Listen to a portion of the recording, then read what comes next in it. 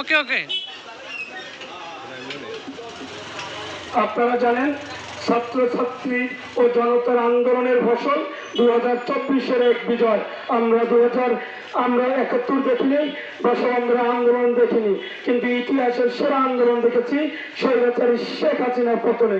কিন্তু এই টোকাই ছাত্রলীগের কিছু কর্মী আমাদের ভিতর ঢুকে তারা এখন দোকান লুটপাট ও অরাজকতা সৃষ্টি এবং ফেসিবাদ সরকারের সম্প্রতি যে সংগঠনগুলো ধর্মীয় সম্প্রদায় আঘাত আনে এবং হিন্দুদের বাড়িঘর লুটপাট করে, দোকানপাট দখলের চেষ্টা করে, এমন অবস্থায় যদি ঘটনা আবার ঘটে আপনারা সাথে সাথে প্রতিবাদ করবেন এবং আইন শৃঙ্খলা বাহিনীর কাছে ধরিয়ে দেবেন।